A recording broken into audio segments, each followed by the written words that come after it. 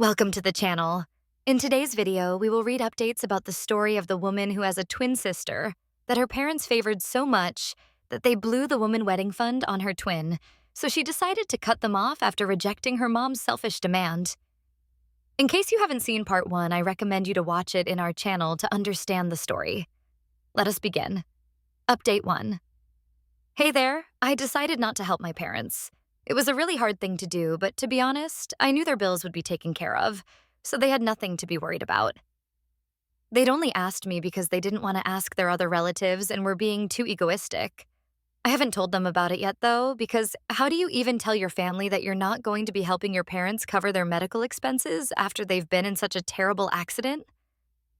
It's been almost 5 days since I met them, and after reading the comments, I realized that I was still subconsciously competing with Allison. She didn't help our parents, so I felt the need to step up and prove that I was the better daughter or whatever. I guess I won't ever be able to get rid of that competitive streak no matter how hard I try. It's just who I am now. Most of the comments did say that it was stupid of my parents to not have health insurance, and I agree. It was really stupid of my father to discourage that, and had I been part of their lives, I would have made sure that he got insurance. He didn't even have his car insured because he thought he was that great of a driver. They're lucky that the accident was the truck driver's fault because otherwise, the cost of the car repairs would also be coming from their own pockets, coming to their financial situation, which a lot of you had asked about. To come to a conclusion, I'd say that my parents are okay. They're not rich, they're not poor. My dad is the sales head of the company he works in, and my mother works in HR but at a smaller firm. Their combined income is enough for them, and since they no longer have to support me or Allison, I'd say they have sufficient. Growing up, Allison and I didn't have to worry about money, but of course we couldn't live extravagantly either. We were in the middle, and we still are. But I can't figure out why my parents won't be able to pay for their bills themselves. If they can borrow money but then promise to return the money eventually, then they can surely just pay the bills themselves. They haven't told me the reason why either, and I don't think I'll be able to find out after this either. Update 2. I told my parents that I won't be covering their expenses. They've been calling me for the past week, and yesterday I finally realized that I couldn't just ignore them and let this go on until they were out of the hospital. So I answered their calls and told them that I'd thought about it and I didn't think I felt the need to help them. As expected, they didn't take it very well and were very angry about it. My mom totally tore into me and yelled at me as loudly as was possible for her with her broken ribs, called me ungrateful and stuff, the usual. My dad just told me that I was no longer their daughter and disconnected the call after my mom was done yelling at me. It didn't hurt the way I thought it would because I hadn't been their daughter for a really long time.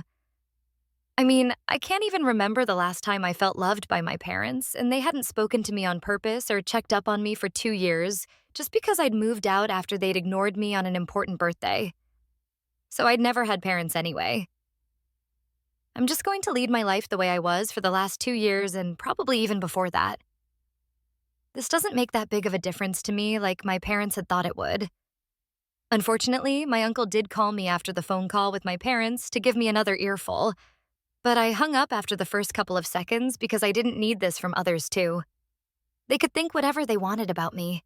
It just didn't matter to me at this point. My uncle then texted me to inform me that they still had another family to arrange the money from, and that since it had come to this now, my parents had decided to use the money from the fund they'd set aside for our wedding. They'd already blown more than half of the wedding fund on Allison's wedding, and whatever little money they had left after that, they'd spent on a Europe trip, which is why now they barely had any savings left, and that's why they couldn't pay for themselves. So that's one mystery solved. Of course, my uncle had told me everything to make me feel bad, but all it made me feel was relief that I hadn't spent my hard-earned money on my parents' bills.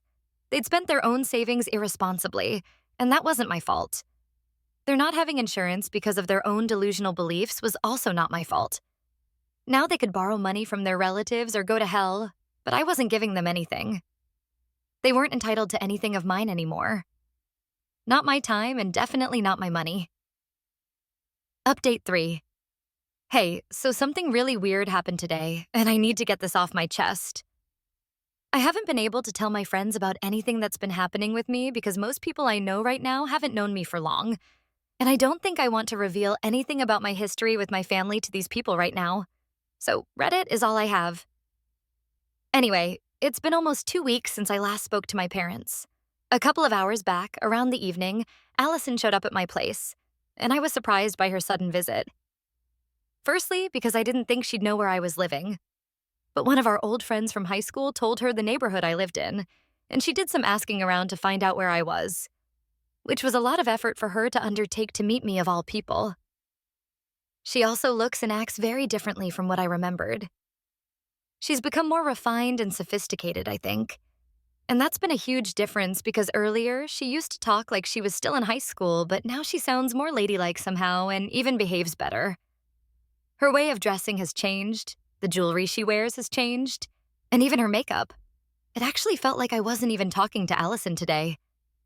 Everything about her has aged all of a sudden, but one thing that hasn't changed is how she is as a person, I guess. You cannot put makeup on your heart and tell people to call it Mrs. Davis like she did with herself. Her personality and beliefs haven't undergone any renovation for sure. I let her in after she knocked at my door, and I was really surprised to see her, but I was also curious to know why she'd come by, so I decided to talk to her. After some small talk about her life, where she told me everything that she'd been up to unprompted and bragged about how fabulous her life was as a stay-at-home mom of 2 toddlers married to a wealthy guy without anything to worry about except for her cuticles. I waited for her to get to the point while politely nodding at her boring speech about how wonderfully underrated being a traditional housewife was.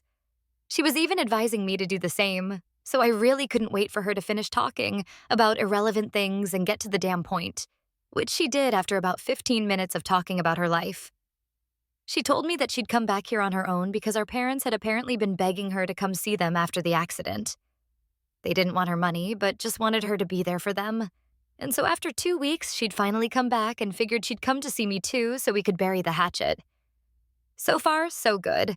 But then she started complaining about how needy our parents were and that they were being disrespectful of her new family. She went on and on about how she had to abandon her 2 babies with their nanny just so she could visit them and that she hated our parents for making her choose between them and her kids.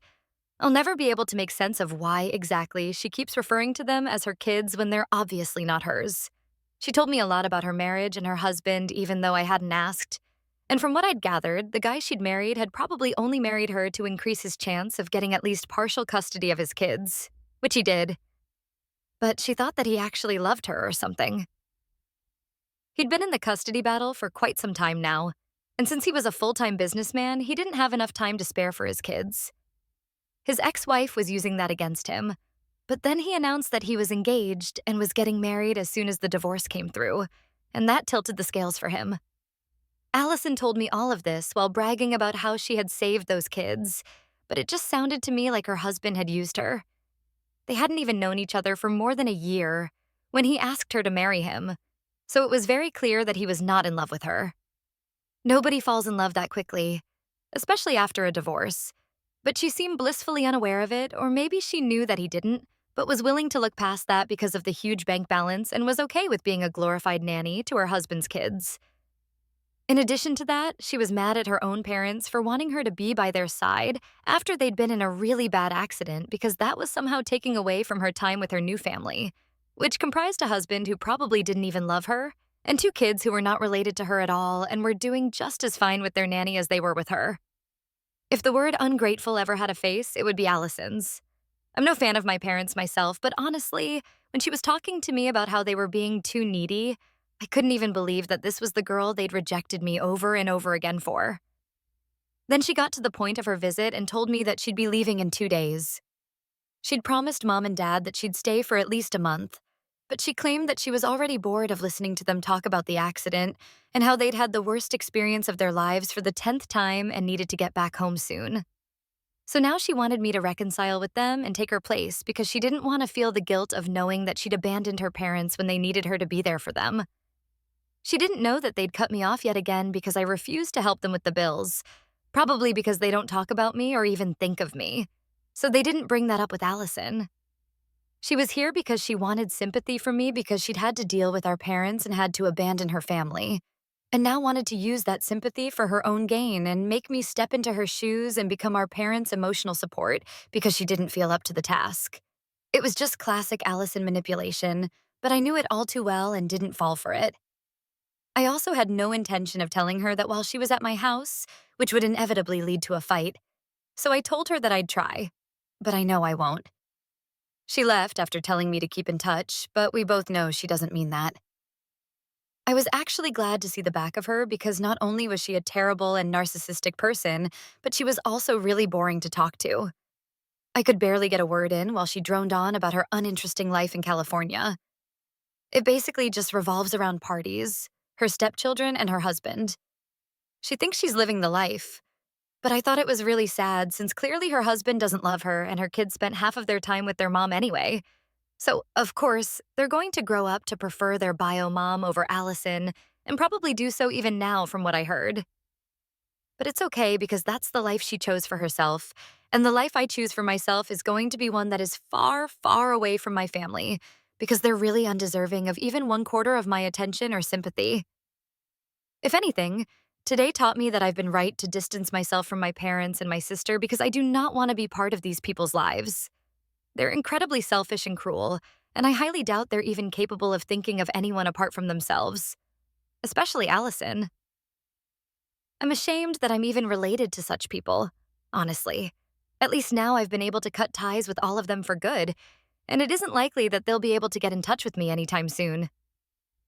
I blocked Allison as soon as she left, and I've already had my parents and other relatives blocked for a couple of days now, so I think I'm safe from being troubled by my family for at least the near future. I'll pray that they don't get back in touch with me after this, either, because I'm way better off without them. And that's the end of this story. What do you guys think about the story? Let me know in the comment.